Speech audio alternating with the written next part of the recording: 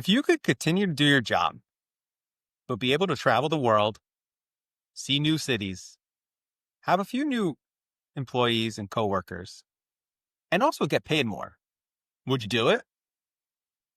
That's essentially the decision that might be facing women's basketball players the next year and potentially some men's basketball players as well. Welcome to this edition of Business Decision with Mike Vorkanoff. I'm Mike Vorkanoff, where we're going to talk about what we used to call the Maverick Carter League, but no longer apparently has Maverick Carter. LeBron's very bad week and some good and bad decisions. Today with me on the show, Yaron Weitzman, NBA reporter, author extraordinaire. You got your second book coming out later this month. I'm not supposed to be officially promoting it until it comes out, so we are not promoting it yet. But okay, we're not plugging it hard. This is not a podcast for the book; it's just a podcast. Yeah, no, this is Business Decision. I'm Mike Vorkanoff. I'm a reporter with The Athletic. But on my show today, Yaron, I wanted to talk to you about Project B. Have you heard of it? Yeah, though I first thought it was like the what's Brad Pitt Plan B. I got confused the first time I saw a headline. I genuinely thought I think it was in your story in The Athletic. I was like, is Brad Pitt investing in some sort of Maverick Carter League? Which honestly, if I told you that was the case, you wouldn't be shocked, right? So yes, I have heard of it, and you will enlighten me, and I remain perhaps more confused than ever. So, well, let's do a quick TLDR. If you remember, back in the wintertime, a few stories came out about how Maverick Carter was consulting on a basketball league that hoped to go through a few European and Asian cities, hire potentially some well-known players, and had intentions to raise $5 billion. And then we heard nothing about it for like 5 months. And then in July, there was an Instagram photo with Maverick Carter, again, a longtime friend and business associate of LeBron James, and a pretty powerful European agent on a yacht in the south of France saying, hey, let's make plans for fall 2026. And then we went a few more months and didn't hear anything about it again. Well, this week in The Athletic, me, Sam Amick, and Joe Varden wrote a story that shed some more light on this new league. It's called Project B. It intends to launch next fall with the Women's Basketball League. And perhaps maybe the headline, Maverick Carter, for now, does not seem to be involved anymore, according to sources that we have, and also Brady Burnett, who's a co-founder of this league. It's raising a lot of money. He didn't say exactly how much. It's got partners with Sella, which is an entertainment company owned by PIF, which is a sovereign wealth fund from Saudi Arabia, and with it'll be headquartered in Singapore. Here's the big question for you, Yaron. On the record, Brady Burnett told me that they intend to start with the Women's Basketball League. They want to run it from November to April. They intend to give out equity. They intend to give out much higher salaries than women's basketball has seen. And he didn't deny that they could eventually go to a men's basketball league down the line. Again, maybe as soon as next fall. Are we going to see competitors to the NBA, to the WNBA? No. Certainly Unrivaled, right? This seems like it could take a bite out of Unrivaled, which runs in the WNBA offseason. You're saying we cannot ever see any kind of competitors to the NBA. Obviously, the first comparison that everyone talked about was this being live basketball. The Saudis are not, as of right now, investors in it. Why do you say that it can't potentially rival the NBA or the WNBA? This whole thing, who's this for? That's what I want to know. Who's this for? It's for. I mean, I feel like, especially from the NBA side, it's for. I'm not even gonna say LeBron. His crew, Maverick Carter. It's like it started. I know he's not involved. It just seems like it's a bunch of people sitting around with too much time on their hands and saying, we're going to be disruptors. How can we disrupt? Let's do this. I have an idea. Like who's running a league? You would have more report. You have more reporting on this. You would have more insight. If you asked me to guess, honestly, what happened is that they realized that the men's league had no shot at succeeding and backed off of that. That would be my guess here, because these leagues don't succeed. What's the fun in America? What's the, I'll say, B level, we'll get to women's in a second. That's the B level men's league that has succeeded, right? There isn't one. There isn't one. Even football, which is this monster, we see it everywhere. Football's this monster here. It blows basketball out of the water. And the spring football, we all know, it just doesn't work.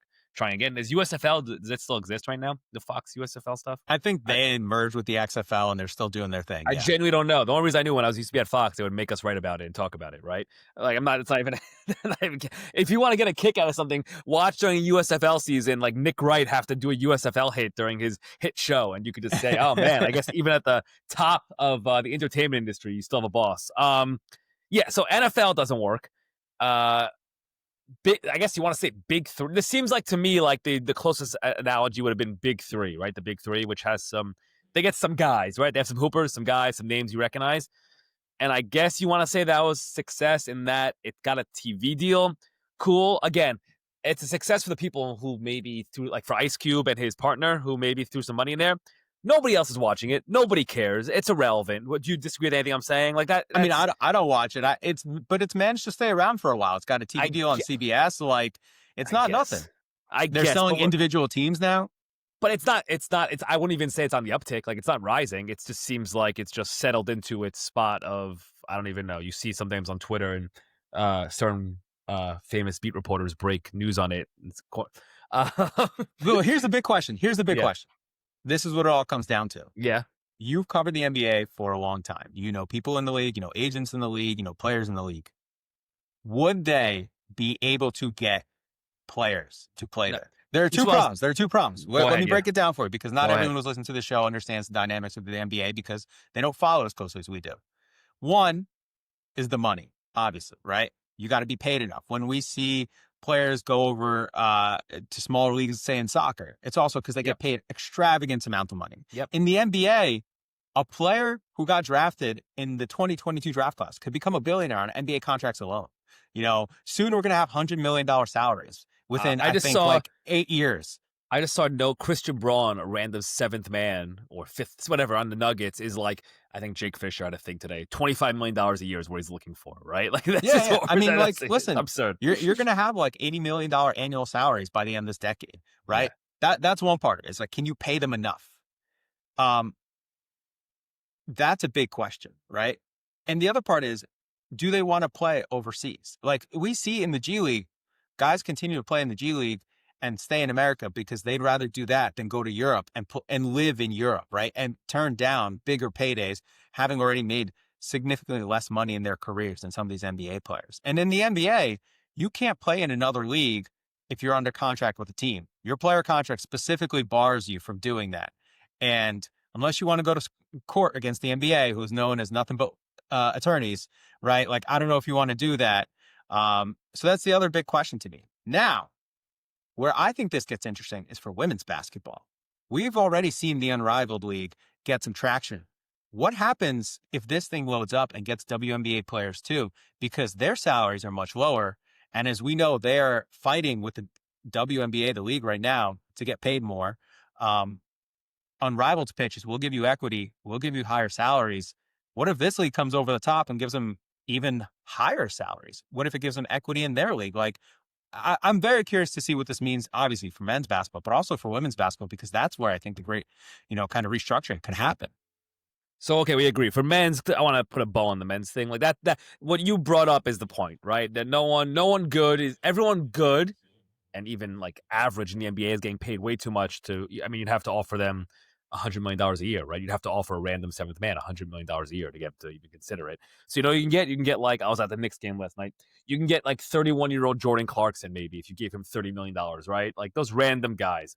Cool. Nobody's paying to watch them. Irrelevant. And never mind the fact that you have to get the infrastructure of a league. So would guys go? Do you think guys, now that Maverick Carter, at least as of now, is not associated with the league, right? Maverick Carter he's had his own business success. He's with Uninterrupted and Spring Hill and all that.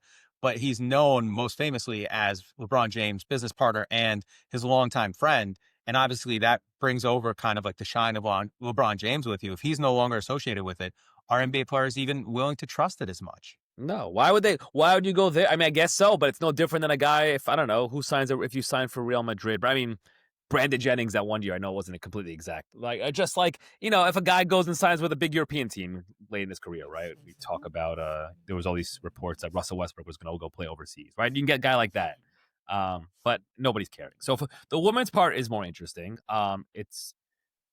I think, and I assume they that's part of the reason why they've sort of made this. I'm going to call it a pivot because the original reporting, it was leaning. The original reporting, which I believe was in Bloomberg, right, which was random, Hmm. wasn't even a sports thing. They Bloomberg were and Financial Times. Yep, they were leaning on. They were pushing the men's part for sure, and they were pushing Maverick Carter's involvement. Like those were, that's what it was. That's what it was being pushed at. And the Instagram picture that this group knows very well what they were doing, right? With LeBron sitting on the boat, the yacht. Excuse me, not a boat, right? It was a yacht. I'm assuming. With the big European agent, Nikola Jokic's European agent. Like And by the way, yeah, Maverick Carter went to the Salon Sports Conference in March and said that they wanted to create another option for players, not replace the NBA, but create another option. correct. And Grady Burnett, the co-founder of this league, confirmed to me that this yacht meeting that they had in July was about this league. So they were talking about it as recently as the summertime, at the very least. So that's why this is a pivot, right? This wasn't like, oh, we were always doing no. The idea was a men's league, and maybe they got smart and realized that had no shot. I don't know, right? I think they still start one, by the way. They didn't deny that they're not going to do it. Start one. Well, I mean, if they do, they're fools, but good luck. The women's part's more interesting, and it obviously comes at this fascinating. I mean, I call it an inflection point, but just period in women's basketball in America, right? And we have basically an open revolution in the WNBA right now. It's been fascinating to watch. Right, yeah. So there's definitely a void that can be filled. Not women in general, professional women basketball players in America have historically shown a willingness to go overseas and play in foreign countries and play in other leagues in a way that men have not, right? So that's part of it. So it's not like you're not a trailblazer if you do it. I don't think anyone's gonna go to Russia again, but maybe we can go to other countries. So that part's interesting. The part is you're playing catch up on Unrivaled, right? Like it's the you know this because you talk to more people about this stuff than me, but like it's the boring stuff that can sink a league, like the infrastructure and who's running operations and your arenas and all this like stuff that nobody actually wants to talk about. But like if you don't have that locked in, you got nothing, right? And the fact that they're playing catch up to me would be sort of the concern. Like if Unrivaled is smart, Unrivaled's in position to pounce because they're operating already. They are in position to pounce and take advantage of this vacuum might be creating here, right? That might be in the verge of being created here with the WNBA labor battles. Can this Maverick Carter, non-Maverick Carter women's basketball league be up and running in time? I mean, you tell me. I'm dubious on that. Well, I think it can be up and running and they want to launch next fall. To me, the big question is maybe that will decide which league survives and thrives if it's, next to the WNBA and maybe the ultimate future of Unrivaled. Who gets Caitlin Clark? That's a great point. She didn't play last year in Unrivaled. It doesn't seem like she's playing this year. Will she play next year somewhere in the WNBA offseason? And if so, which league would she choose? Because I think the league that gets Caitlin Clark is the one that gets the attention, is the one that can then survive. And I don't know. That might just be the determining factor. No matter what you think of Unrivaled, the star power that it has so far, with Nafisa Collier as a co-founder, with Brianna Stewart as a co-founder, that's Angel Reese, who is a big, huge star in her own right. Maybe it just comes down to who gets Caitlin Clark. I mean, all women's basketball ratings, they go up, but they've all shown that she's also a unicorn, right? With that stuff. Not to say that others haven't participated. I mean, she's a unicorn for sports, period. Correct. Like, exactly. Caitlin Clark might be the biggest generator of ratings outside of the NFL. Like, period. It's LeBron, Steph, her. Like, these are these people who come around once a generation for any sport, right? And like the NFL is, I don't even know if they have that person now, right? The NFL is it itself, right? But yeah, these people who just like their economies, sports economies unto themselves. So yeah, I think that's a really interesting point. Thus far, if you ask me to bet, I mean, she has shown, I'm not gonna say a reticence. How about that? To dive fully into these labor wars and sort of, be the person. She hasn't left the impression that she wants to sort of lead the charge into a uprising and a breakaway from the WNBA, right? So I'd be surprised if she left. Even the fact that she wasn't in Unrivaled, right? That was interesting in itself because John Skipper, you've heard him talk about this on podcast, the former head of ESPN and who runs Unrivaled, but he's basically alluded to the fact that they made her Godfather offers, right? Like it's just like that. Whatever it would have been. Here's your check, fill it in, and whatever else you want. Yeah. So yeah, I mean, I think you're probably right on that one. It's going to be fascinating because obviously whoever gets Caitlin Clark, wherever she goes, people tune in and watch. And I think that's what LeBron James was counting on this past week when he made his cryptic tweet saying to watch out for a second decision. And boy, did that not go well for him.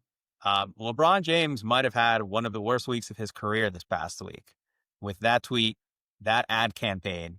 And now it's been news that he's going to miss opening night for the first time in his 23-year career with a case of sciatica.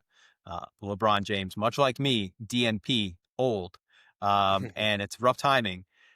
But I want to ask, Yaron, did you buy into the ad campaign? Did you care? Or did you see it, like so many others did, as something that seemed both corny and like unbecoming of him?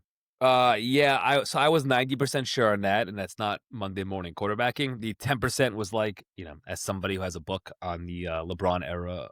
Oh, do you? Lakers, yeah, I might coming out soon. It would have severely impacted me, right? So I kind of had, probably in a good way.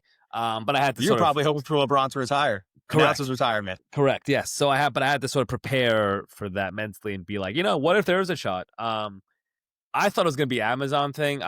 My take on this is like, I have a take, which on this is that it's so beneath him. You said it, but just here's how I phrase it, right? LeBron, one of the things he's going to be most remembered for, and he deserves credit for, is sort of being the guy who ushered in this player empowerment era, and the idea that we own our own businesses, we're the power, all that, and that's the whole group, not just him, Maverick Carter, Rich Paul, all of them. That's the whole thing, and they've been great at it for the most part.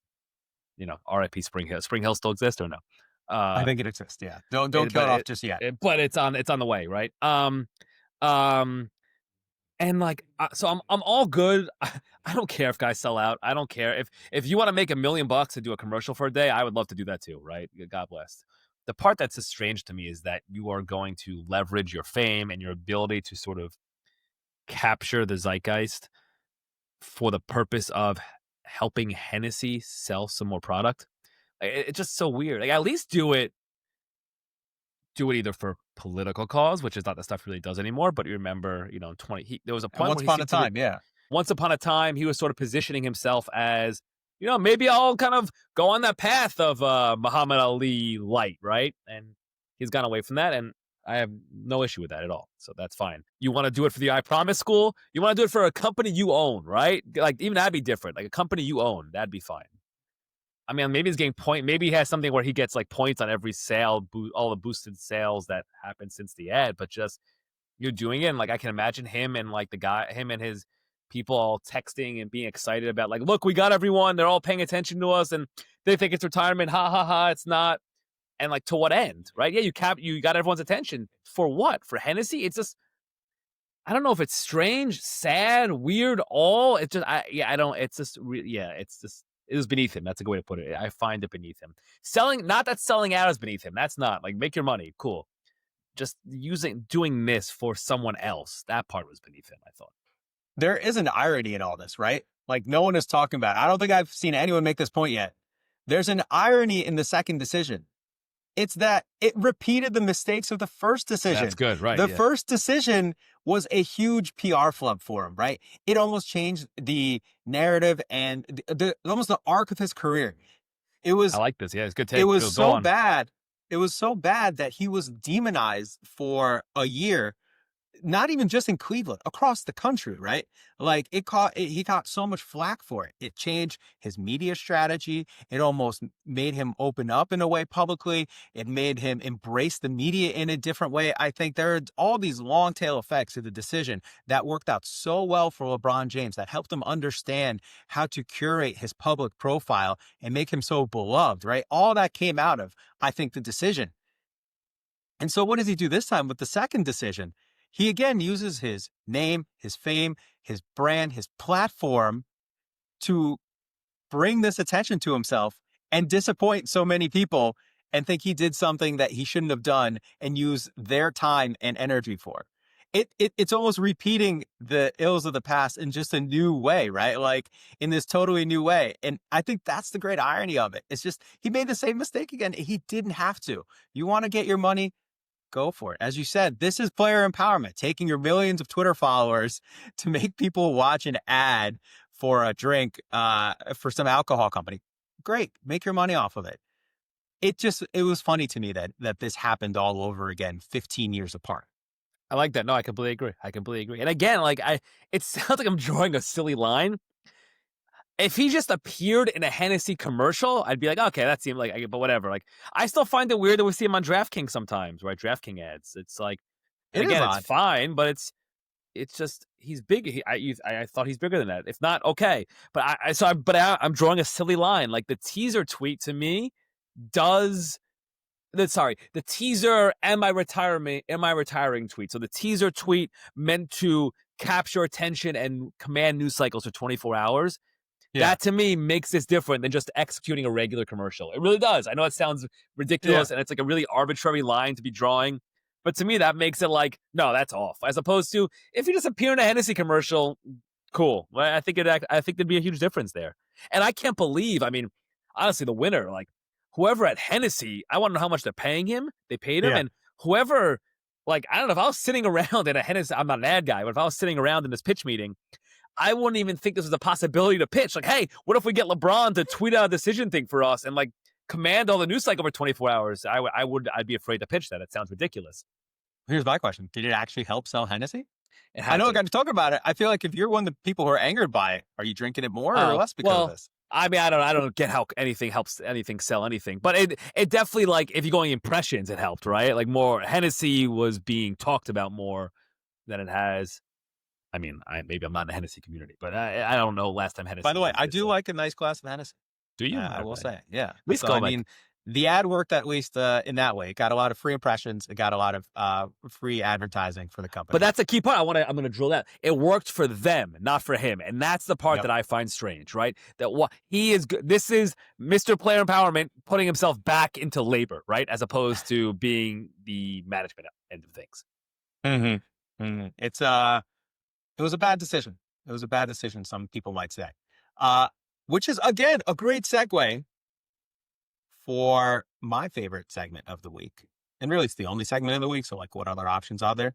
I want to end every episode of Business Decision by asking someone to make a good decision of the week and a bad decision of the week.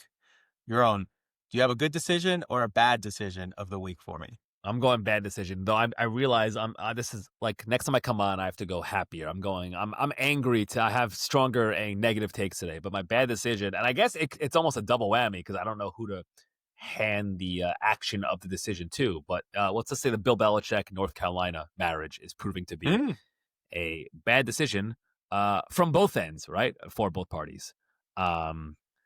Yeah, it's just a disaster. I'm not even a college football guy, but just the losing, you get bad reports coming out all the time. I feel like every 3 days I see a statement make it across Twitter about Bill Belichick in North Carolina have issued a joint statement declaring storyline X is not true, right? Just no, actually we're allowed to highlight Drake May, or actually we're not talking about buyouts. Actually, we didn't lose by 70 points to this Division II school. It's kind of sad. I mean, listen, the only thing is, like, we might get to the point where Bill Belichick can make himself a sympathetic figure, which I never thought would be possible. If this keeps heading down that path, it is possible. It's interesting to envision an alternate reality where he obviously wanted the NFL job, and clearly the Patriots were onto something, but where he just stays in the media and evolves into, hey, he's kind of fun media guy here, and I don't know if he can come. Maybe he'll go back to that, but just it would have been interesting to see where that would go. But just it's very clear that this him deciding to pursue college football and sort of, I'm not going to say salvage his legacy, but add to it or reclaim it in a way, is backfiring. And North Carolina's decision to give him everything he wanted is a colossal mistake, very clearly. But you know who's working out well for? Pretty much everyone who's not a Pats fan. Everyone has Schadenfreude right now and is loving this. You're a Jets fan. Are you not enjoying this? Oh no, they're very. I don't hate even when I'm when I'm an actual fan and I'm not an objective journalist on certain sports, right? I don't usually hate. Um, I'm a Mets and Jets fan. It's like Chase Utley would be in that category, and Bill Belichick would be the king of it, just as a Jets fan. Yeah, I'm still confused by that letter he wrote to Trump. That one still confuses me. Yeah, we can add Tom Brady, by the way, big winner on this too, right? I think Tom Brady is between that and the Chiefs falling off. Like Tom Brady's having a great year right now. Yeah. I think Tom Brady has become the eternal winner of the Brady Belichick credit Yep, wars for for that sure. dynasty, right? Like Belichick was seen as the evil genius behind it all, the diabolical defensive coordinator. No, like that has shifted so much Yep, it's like, since oh, they it's split Brady. up. Yep, completely agree. Completely agree. All right. I'm going to make a good decision call. You're right. Let's bring some positivity in this. This is going to sound a bit, I know it's going to sound like. I found myself Wednesday night in a New York City restaurant at a dinner um, with some Amazon people and other reporters there. As They were one just kind of, does. as one does. I was the least important person in the room, undoubtedly. But I happened to sit next to John Wall for a few hours, Naturally. and he's going to be awesome on TV. So I'm going to say good decision for Amazon to hire John Wall. That guy's going to be great on TV. I'm going to watch him, and I think he's going to be able to break down the game and also say some interesting stuff, which is what I'm looking for. As I've said before, there are times when I will watch a game on mute because I don't care about the people who are on it or I think they're actually bad. I will listen to John Wall. I I am genuinely excited. I'll preface this by saying I am not one of these we'll say NBA and NFL even too, right? I'm not one of these fans who thinks like who gets annoyed that ESPN talks about the Lakers or like why don't you break down, second side pick and rolls more? Like I think sometimes You don't know what a second side pick and roll is. I think sometimes in our bubbles we can overestimate or assume that everyone is the same as us, right? So I'm not somebody who gets upset when ESPN does a Lakers segment.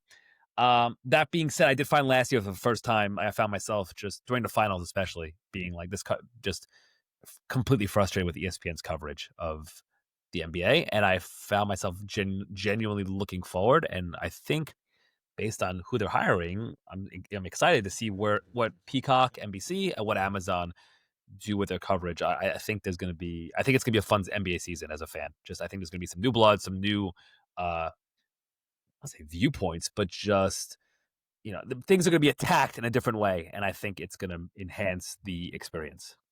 Yeah, and by the way, like I'm actually the same way. Like I don't care what you talk about as much as long as you make it interesting. Yep, That's the thing. If you talk about the Knicks for the millionth time, make it interesting, and I will correct. watch for the millionth time. Yep, Right? exactly. It's all about what are you saying? Is it interesting? Is it new? Is it distinctive? And I don't think that a lot of NBA coverage has been for the last few years on TV. And I think TNT kind of did that a little bit too from time to time. Like they would fall into the same trap, but the inside of the NBA crew you I just mean, get so that's much just more yeah, runway. Like, I mean, they will run a bit to death and it'll be great. Even if I know for a lot of people, they actually hate it. Like I've seen responses on Twitter on Blue Sky where NBA fans who don't like the whole we don't know what's going on, who he played for bit, right. who want their broadcasters to be more knowledgeable about the sport that they're talking about, who want their broadcasters to like the sport, which sometimes doesn't feel like some of those guys do. So I know it's not for everyone. I just want it to be interesting. I want it to be fun. I want it to be informative. That's all I care about in a broadcast. I just don't want the same stuff. Yeah, no, I think we'll have a show. Yeah, Inside the NBA is a variety show, which is fine, right? And but yeah, I'm excited and eager to see what Amazon and NBC's coverage looks like. I think, yeah, I think it's going to enhance our experience. I'm repeating, I think it's going to enhance our experiences, or at least I'm hoping that it does. Yeah. So we'll see. I'm going to wrap it up there. I want to make it a tight 30 this week. It's been a long week. Yaron, thank you for coming on to the show. I appreciate it. I know you can't plug your book. I'm going to plug his book. Go buy it, pre-order it on Amazon. He tweeted about where if you want to get some other links and not buying on Amazon, support independent places or stuff like that, go do that too. Follow Yaron on Twitter and Blue Sky and TikTok. He's on TikTok now. He's a huge TikTok star, I've been Huge, told. Huge. Thank you, everyone, for watching and listening to this episode of Business Decision. I'm Mike Vorkanoff. Please subscribe to the show on YouTube, subscribe to the podcast so you can get it whichever way you want or every single which way you can get it. I'll catch you guys on the next edition of Business Decision, and you have a great weekend.